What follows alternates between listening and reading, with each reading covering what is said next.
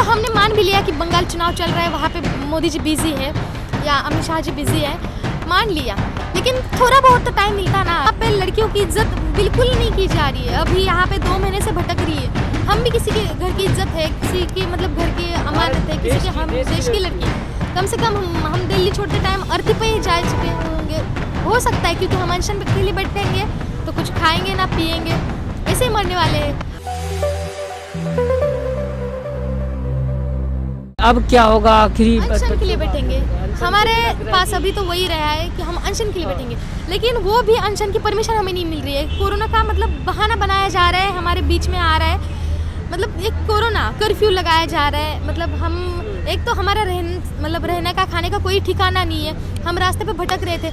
यहाँ पे दिल्ली में अभी तो मतलब जनता कर्फ्यू लागू हो चुका है। सो रात को मतलब पूरा बंद रहता है। लड़के फुटपाथ पर सोते थे ज़्यादा, तो अभी मतलब फुटपाथ पर सो भी नहीं सकते वो लोग अभी, क्योंकि अगर पुलिस वालों को दिखाई दे तो मारपीट होगी।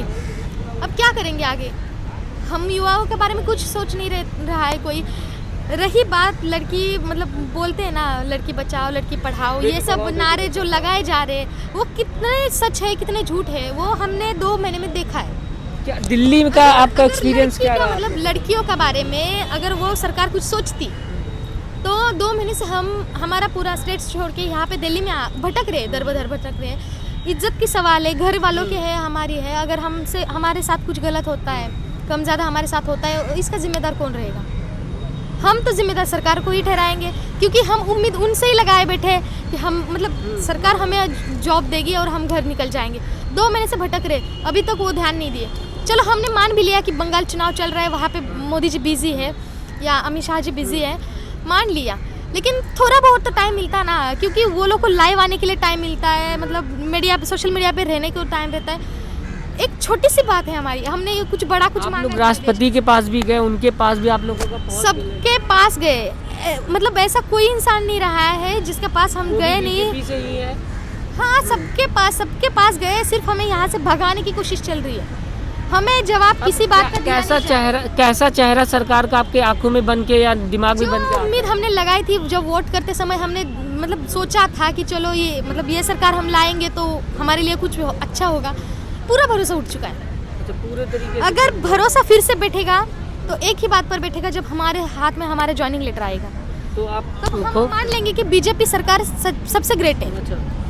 लेकिन उन्होंने हमारे मतलब बारे में सोचना होता है। अगर वो हमारे बारे में सोचेंगे तो हम उनका बारे में अगली बार सोचेंगे, क्योंकि इलेक्शन हर साल आते ही रहते, मतलब 4 साल में, 6 साल में, 5 साल में आते ही रहते, सालों साल आते रहते। कभी ना कभी एक ना एक बार होगा ना, उनको सुनवाई तो हो जाएगी ना।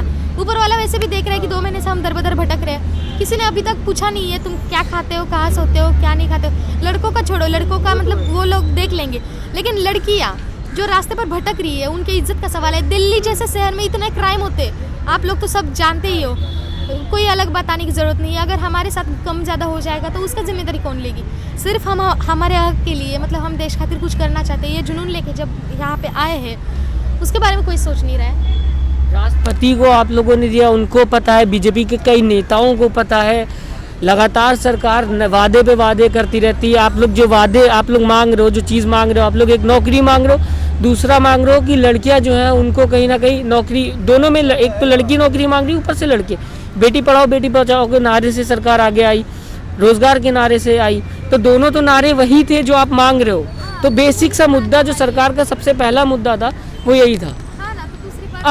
अब आपको लगता है, आप लोगों ने सोचा था 2 दिन में हो जाएगा, अभी तो हो नहीं रहा, 2 महीना हो गया, अभी शायद और टाइम लग जाए आप लोगों को। और टाइम भी लग जाएगा, फिर भी चलेगा सर, लेकिन हम यहाँ से हटने वाले नहीं है, क्योंकि हक से लड़ रहे हैं हम, क्योंकि हमारे साथ गलत हुआ है। सरकार अगर हार के देगी, सरकार आखिर में अगर हार के देगी तो ये मान लिया जाएगा कि बेटी पढ़ाओ बेटी बचाओ का नारा जो था वो सही था। सही था नहीं था, बिल्कुल सही नहीं होगा, क्योंकि सर जहाँ पे लड़कियों की इज्जत बिल्कुल नहीं की जा रही है, अभी यहाँ पे 2 महीने से भटक रही है। हम भी किसी के घर की इज्जत है, किसी की मतलब घर की अमानत है, किसी के हम देश की लड़की, इम्पोर्टेंट मतलब भारत देश की लड़की है।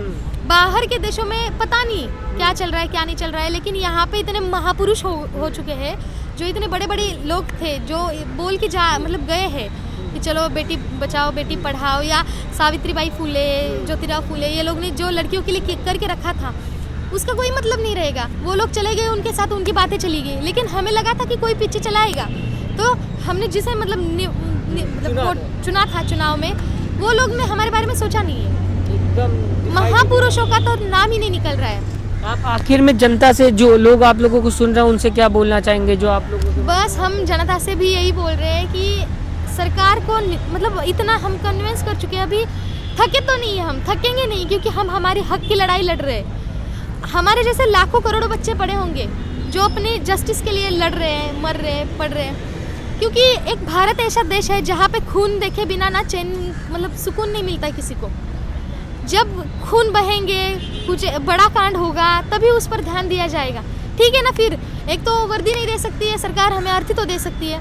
कम से कम हम दिल्ली छोड़ते टाइम अर्थी पे ही जा चुके होंगे, हो सकता है, क्योंकि हम अनशन के लिए बैठेंगे तो कुछ खाएंगे ना पिएंगे, ऐसे ही मरने वाले हैं। सो अगर थोड़ा सा भी मतलब आप लोग हम पर दया करते हो, या थोड़ा भी हमारे बारे में कोई सोचता है, क्योंकि हम एक लड़की है, लड़का होता तो अलग बात होती है, क्योंकि लड़की एक घर की इज्जत होती है, सबके घर की लड़की होती है। सरकार के भी घर में लड़कियां हैं, लेकिन उनकी बेटियां, उनकी इज्जत है, वो तो घर से बाहर नहीं आ सकती है। हम मतलब किसान मजदूरों की लड़कियां दर बदर भटक रहे अपने हक के लिए, अपने नौकरी के लिए।